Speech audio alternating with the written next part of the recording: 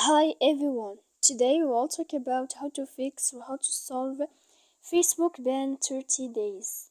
To know how to fix or how to solve Facebook ban 30 days, you should just go to settings like this. Then you will go to apps, default apps, app settings.